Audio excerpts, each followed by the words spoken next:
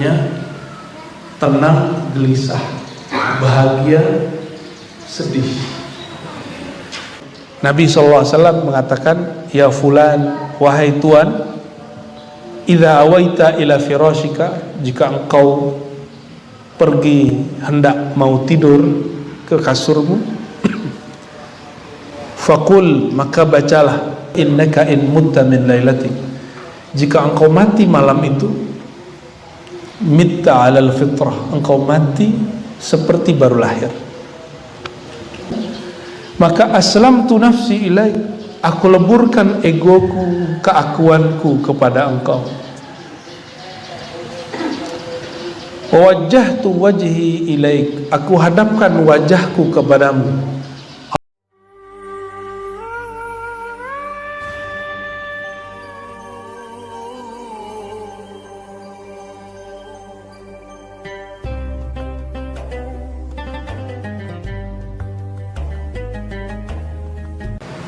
Bahwa orang yang berhati keras itu karena tidak mau merehatkan kolbunya dibiarkan selalu dihajar dalam hukum.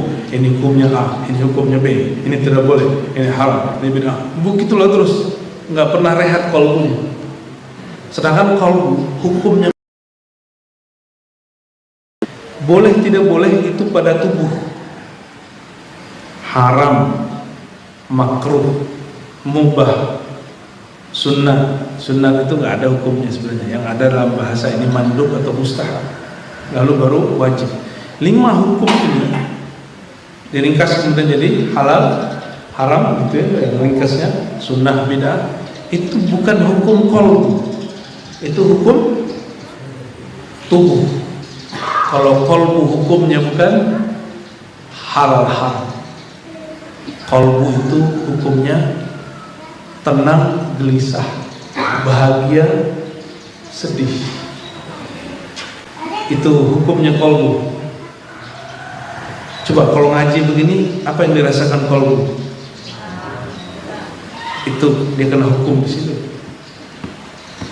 Kalau kita kesel sama orang, hukum qalbu yang terjadi apa? Gelisah. Berbaik sangka sama orang, kalau kita merasakan apa? Tenang. Berburuk sangka, berat. Ridho dengan pasangan, kesal sama pasangan, nah, itu dia. Itu sama orang yang dalam rumah, apalagi tetangga.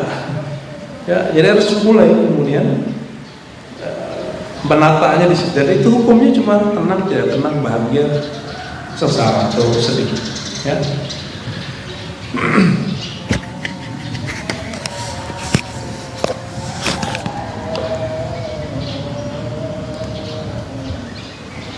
Wa qulubuhum raqiqah, itu artinya kalbu mereka lembut. Jadi burung-burung ini, kata Jalaluddin Ar-Rumi, burung-burung saja bernyanyi.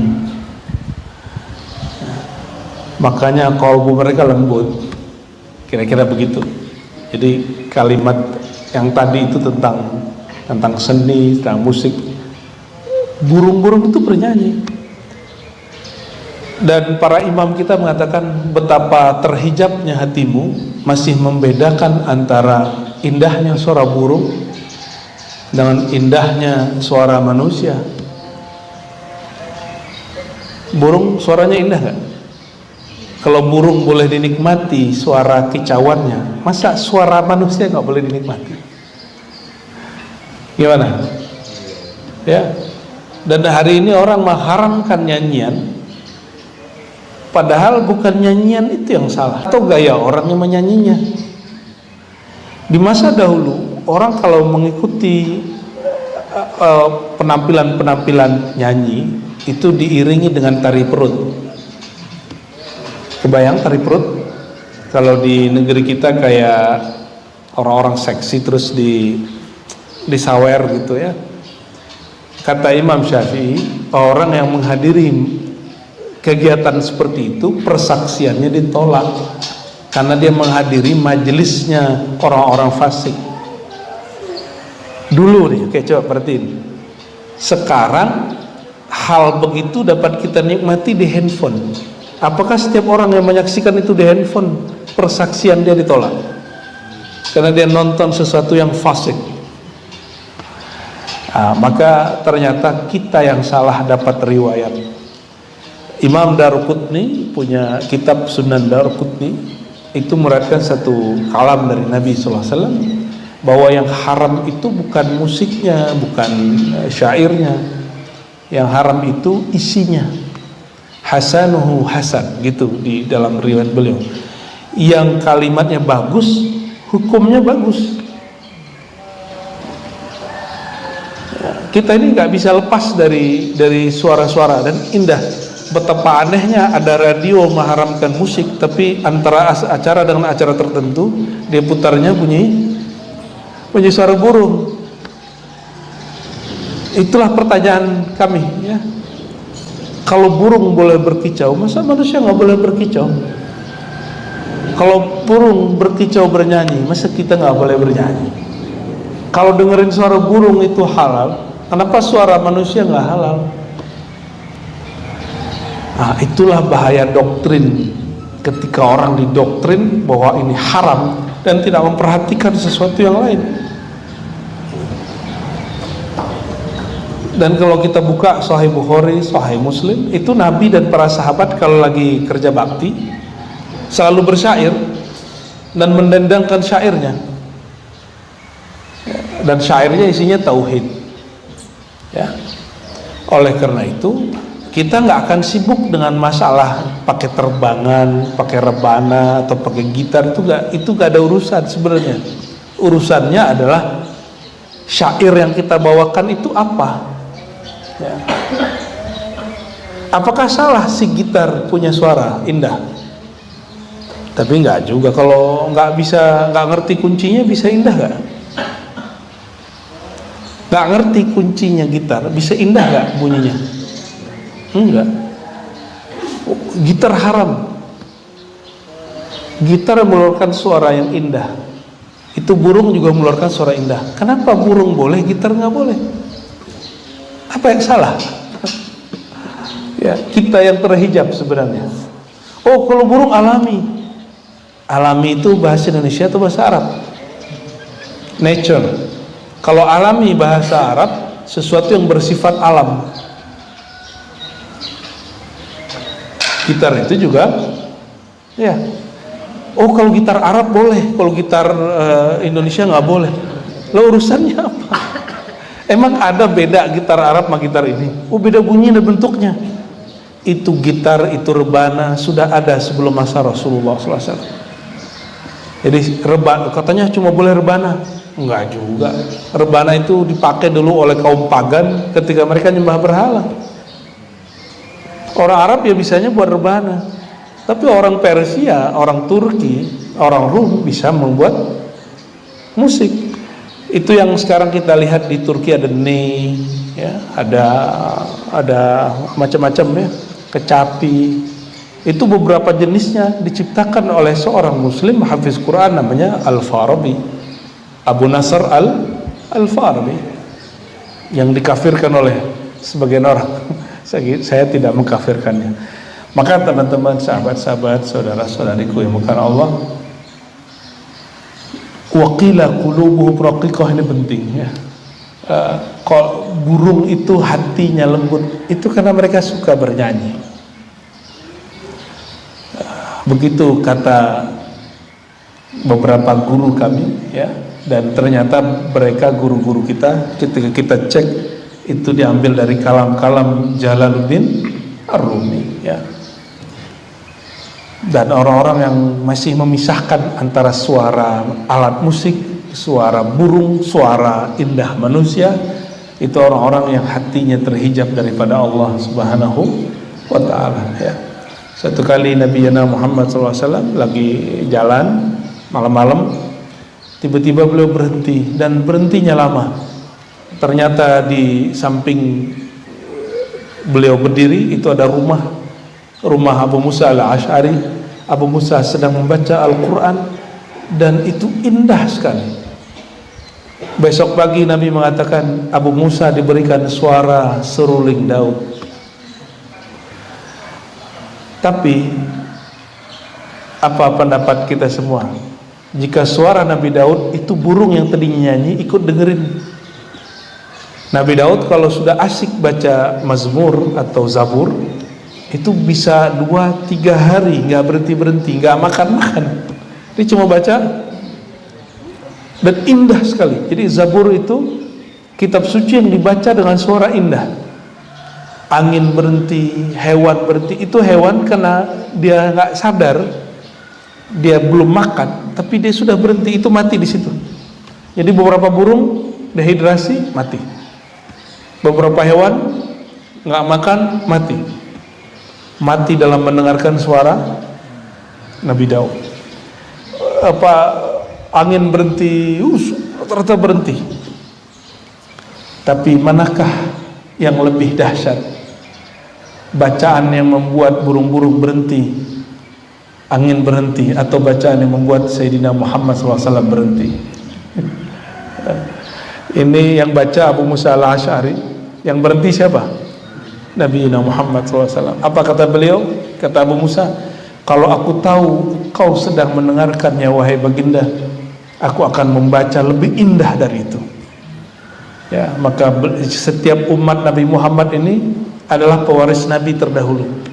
Jadi kalau ditanya pewaris Nabi Daud di kalangan umat Nabi Muhammad, sahabat Nabi siapa saat itu? Nabi Daud, pewarisnya adalah Abu Musa al-Asy'ari, ya, radhiyallahu ta'ala anhu. Hadis yang ke-5, ya, sebentar ya.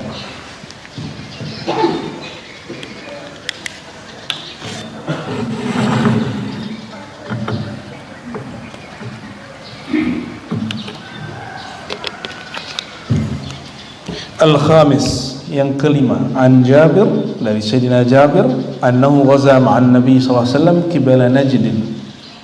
Sayyidina Jabir salah satu yang berkhidmat kepada Nabi. Jadi Nabi itu khodamnya banyak, yang khidmat kepada beliau banyak. Salah satunya Jabir.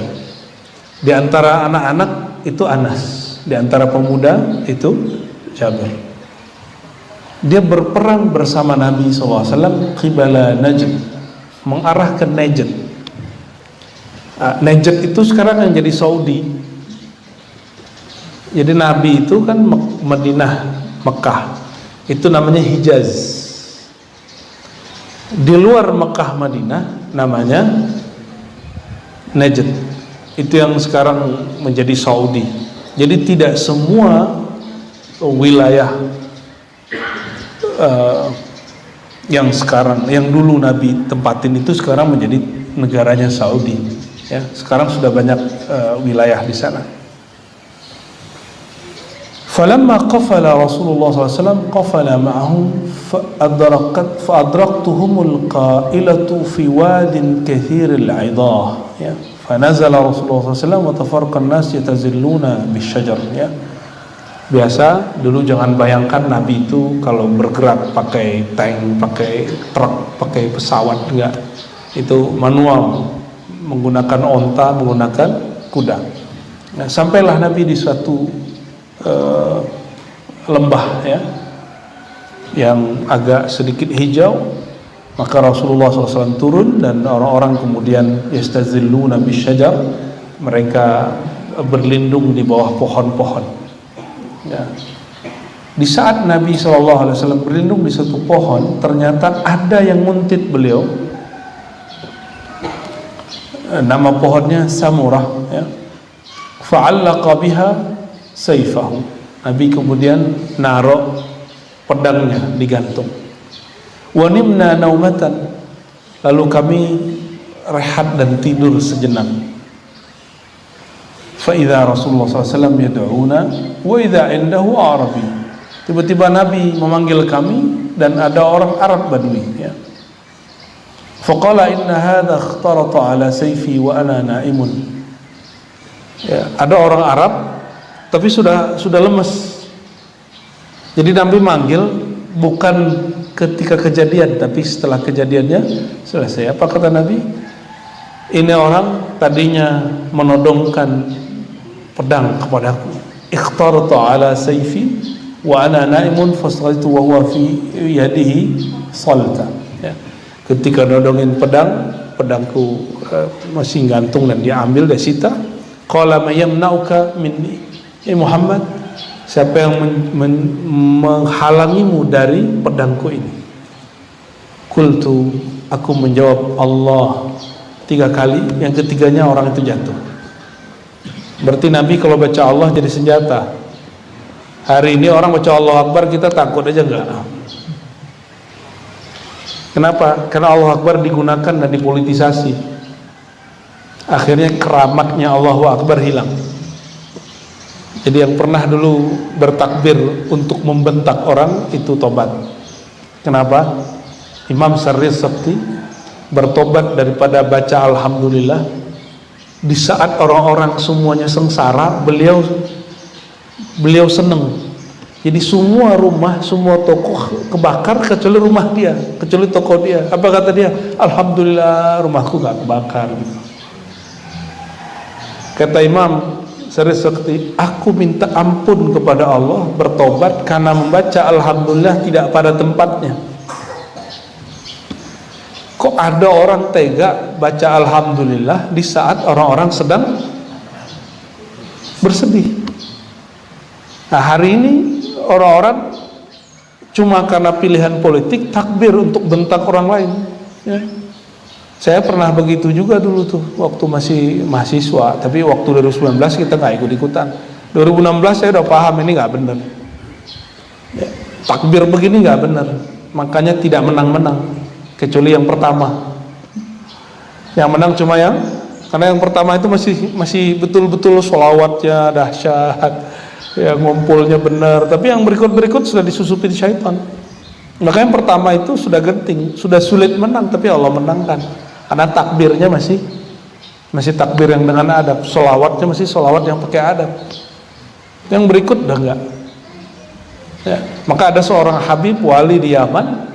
Ketika orang-orang santrinya mulai latihan pedang, latihan perang, itu disuruh dipanggil. Kamu untuk apa latihan pedang, latihan perang?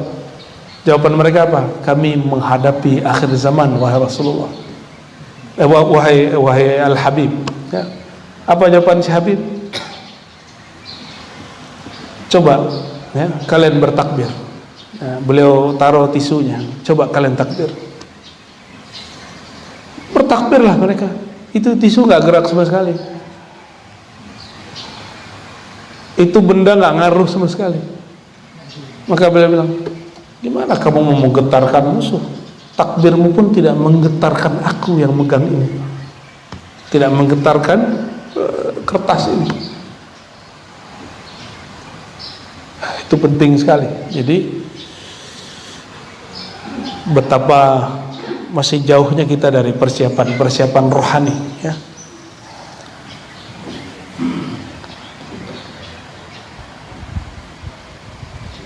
Ketemulah saya dengan seorang politisi yang dulu memanfaatkan takbir itu. Saya ngomong gini, bang, kamu tolong jawab itu. Udah banyak itu orang sekarang udah benci-bencian tuh. Yang pilih A udah benci sama pilih B. Sampai sekarang saya bilang gitu. Kamu tolong jawab itu. Pakai takbir loh. Yang ini takbir juga loh. Yang ini takbir, sama-sama takbir. Apa jawaban dia? Waduh, di belakang saya ada lagi yang lebih ganas katanya. Jadi emang disetting untuk menggoyahkan umat Nabi Muhammad SAW. Nah, maka teman-teman saudaraku yang karena Allah, itu pelajaran bagi kita. 2024 ini kan sudah dekat. Jangan sampai mau dimanfaatkan lagi. Coba lihat, ini partai Islam ada berapa? Partai Islam P3 yang tua dulu dah. Masyumi, PKB partai Islam kan nasionalis. Partainya nasionalis tapi orangnya orang NU kan gitu. PAN partainya nasionalis tapi orangnya orang Muhammadiyah kan gitu. PKS umat, partai umat masuk ya. Berarti udah 6. Partai apa lagi? PBB. Oh, masih ada nyawanya tuh. Udah 7. Apa lagi? Dari 7 partai Islam itu, kalau didulukan orang kemudian benci PBB, oke, anggap saja itu nggak masukin dulu. 6. Dari yang 6 ini, mana yang paling betul-betul mewakili suara Tuhan? Kan semuanya bawa agama, dan agama yang dibawa Islam. Maka benarlah kata Imam Ghazali dari gurunya Al-Juwaini. Apa kata Imam Juwaini? Jangankan persoalan hukum politik, yang mana hukum politik itu cabang dari ilmu muamalat, fikih muamalat, bukan bank muamalat ya. Jadi dalam fikih itu ada 2 bab ibadat, ada bab muamalat, ibadat kepada Allah, muamalat sesama makhluk. Mulai dari transaksi, jual beli, sewa, gadai, sampai kepada bab politik. Jika di dalam bab ibadat pun boleh berbeda, ada yang kunut, ada yang tidak kunut, ada yang jahar bismillah, ada yang tidak jahar bismillah, apalagi dalam bab muamalat. Itu kata beliau. Tapi kok muncul orang-orang yang tidak mau terima bab muamalat itu beragam, padahal sholatnya beragam. Nah, berarti dia korban. Mungkin di antara kita ada dulu yang pernah jadi korban. Ya, jangan berlarut-larut. Masih ingat dulu Metro TV disebut Metro apa? Tipu. Partai di belakangnya partai. Ya. Sekarang berbalik. Malah dukung orang yang dulu didukung oleh musuhnya dia. Ya. Jadi yang abadi di dalam politik itu bukan kebenaran, tapi kepentingan. Ya. Dan jangan mau diperalat oleh kepentingan itu. Ya. Kita yang sengsara nanti. Ya. Satu grup keluarga pecah cuma karena beda postingan. Ya. Dan saya sampaikan ini di mana-mana sebagai orang yang mengajarkan hadis, bukan sebagai politisi ya. Saya bukan juga PNS, bukan polisi, bukan tentara. Kita umat Nabi Muhammad SAW yang wajib tawasau bil haq, tawasau bis sabr. Ya. Gak paham dulu, masa sekarang gak paham lagi, ya kan? Nah, biar antum tambah mantap. Nanti akan ada, kalau seperti dulu ada yang bilang ini partai Allah, ini partai syaitan, ini pilihan Allah, ini pilihan syaitan. Dari 6 atau 7 partai Islam tadi, mereka beda pilihan nggak? Sekarang ada tiga calon, mana yang paling Islami? Mana yang paling Islam? Hah? Kan nggak ada. Nggak ada. Yang paling gampang itu sederhana sebenarnya. Di masa Rasulullah ada pemilihan nggak? Rasulullah dipilih oleh masyarakat atau dipilih Allah? Ya, berarti pemilihan itu baru muncul belakangan. Oleh karenanya beda pilihan tidak berkait dengan sunnah manapun, dalil Quran manapun. Ya. Kalau ada orang mainkan dengan ayat, itu penafsiran terhadap ayat, dan hati-hati yang menafsirkan ayat untuk kepentingan sesaat cuma 5 tahun, falyatabawwa maq'adahu minan nar, siap-siap tempat tinggalnya di neraka. Ini Nabi yang ngancem, bukan saya ngancem. Ya. Orang yang memanfaatkan ayat untuk kepentingan 5 tahun, ya, siap-siap. Ya. Dan orang-orang itu kan paling enak, Pak. Jualan agama itu modal politik paling murah. Ya, saya punya kawan beberapa wakil-wakil rakyat, itu enak ngomongnya begitu, sama sepakat ngomong apa, biaya orang praktisi agama, pendakwah, atau dia punya jualan-jualan religius lah, itu lebih murah daripada orang yang baru nongol pas musim pemilu. Maka kita berdoa semoga praktisi-praktisi agama ini tidak mempolitisasi agama, tapi mewarnai politik dengan agama. Amin ya rabbal alamin. Ya. Ini riwayatnya hampir sama ya. Kita masuk ke hadis berikut, hadis tentang burung diulang 2 kali. Tadi sahabat Abu Hurairah, juga ada Umar ya. Tapi lafaznya lebih eksplisit. Kata Sayyidina Umar, sami'tu Rasulullah SAW, aku mendengar Rasulullah SAW bersabda, "Lau annakum tatawakkaluna 'ala Allah haqqa tawakkuli." Seandainya kalian bertawakal kepada Allah, berserah diri kepada Allah dengan sebenar-benar tawakal.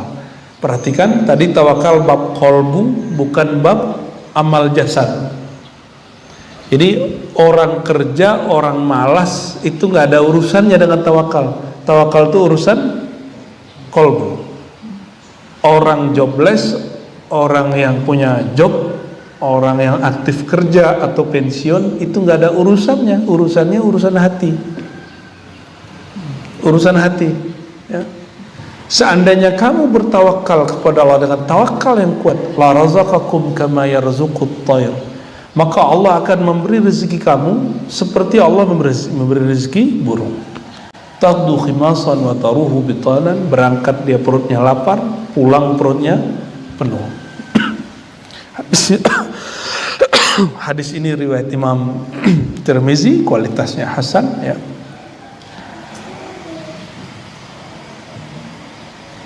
Hadis ke-7 dari bab al-yaqin dan tawakkul. Dari Abu Umarah Al-Bara ibn Azib qala, ya, dari Sayyidina Abi Umarah Al-Bara ibn Azib radhiyallahu ta'ala anhu qala, qala Rasulullah sallallahu alaihi wasallam. Ya, ini Nabi mengajarkan berdialog dengan diri setiap mau tidur. Jadi doa yang biasa sering kita baca cuma Bismikallahumma ahya wa amut. Itu boleh lah, cukup ya. Cuma ingin nambah nggak ilmunya? Ya. Ini buku sudah ada terjemahannya, Riyadhus Shalihin. Tidak mesti punya kitab hadis satu lemari kayak guru-guru kiai dan santri.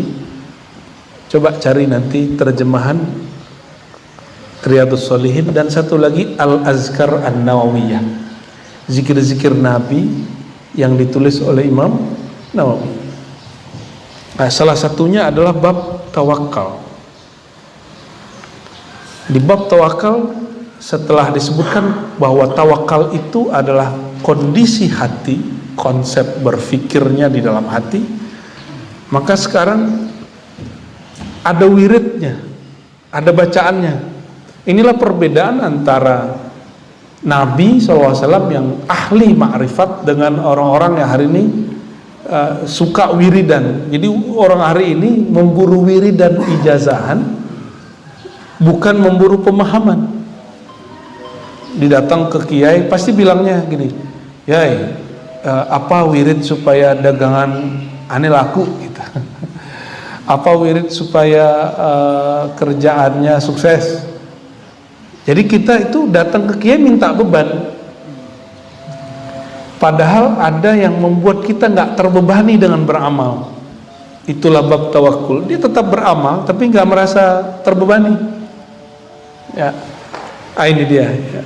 Nabi SAW mengatakan, "Ya fulan, wahai tuan, idza awaita ila firashika, jika engkau pergi hendak mau tidur ke kasurmu, faqul, maka bacalah, Allahumma aslamtu nafsi ilaik." Ya Allah, aslamtu, aku islamkan diriku kepadamu. Apa arti Islam? Serahkan. Aslamtu nafsi, aku serahkan jiwaku, keakuanku. Nafsi bahasa Arab itu diri. Namun dalam ilmu kerohanian, nafsi itu, nafs itu keakuan. Aku leburkan, aku nolkan keakuanku pada dirimu. Ya, karena kita ini sering beramal pun udah nyampe di Mekah, itu masih ingatnya diri, ego, bukan ingat Allahnya. Udah sholawat, yang dipikirkan masih diri. Padahal sholawat itu lafaznya, ya, lafaznya sholawat apa?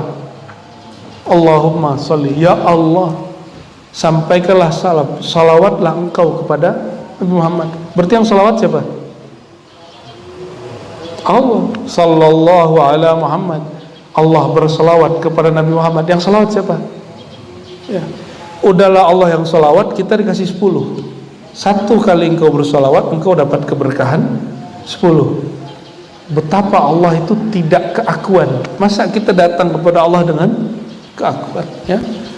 Maka aslamtu nafsi ilaik, aku leburkan egoku, keakuanku kepada engkau. Wajjahtu wajhi ilaik, aku hadapkan wajahku kepadamu. Allah itu wajahnya tidak berupa, wajahnya tidak berwarna, hanya Dia yang tahu yang disebut wajahnya. Kalau disebut aku hadapkan wajahku pada wajahmu, dalam Quran fa ainama tuwallu fathamma wajhullah, kemanapun engkau menghadap di situ wajah Allah.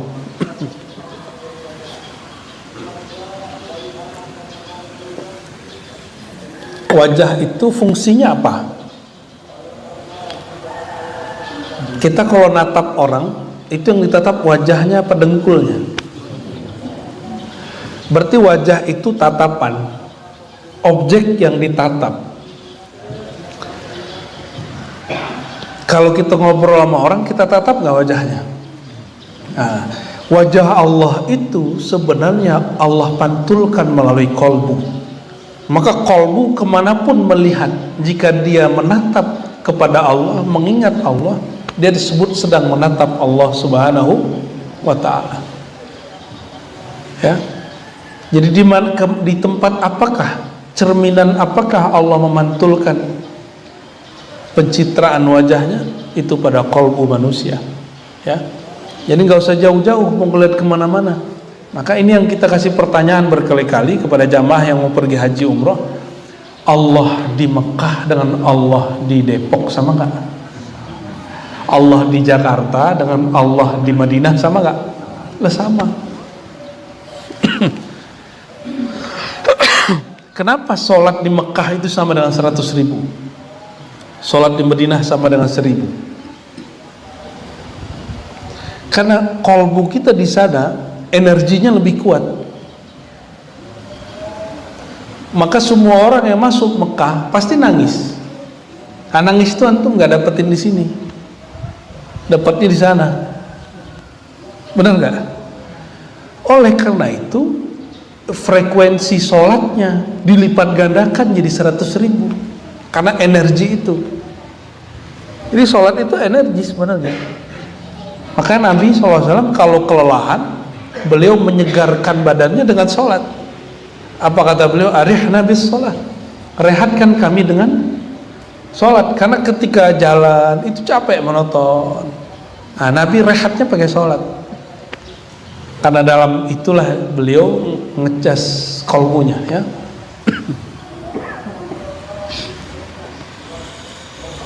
Jadi wajah tu wajhi ilaik, aku hadapkan wajah kolbuku, wajah ruhku kepada engkau. Wa fawwadtu amri ilaik, dan aku serahkan semua urusanku kepada engkau. Wa alja'tu zahri ilaik, dan aku sandarkan punggungku kepadamu. Ya. Berarti semua masalah kembali kepada Allah. Jadi kenapa orang sulit tidur? Karena urusan dia belum diserahkan kepada, oh pikirannya masih banyak. Oh ini belum nih, ini belum nih, nah, gitu dah. Akhirnya kelelahan baru tidur. Jadi tidurnya tidak bernilai. Tidurnya hanya untuk tubuhnya. Tidurnya belum untuk ruhnya.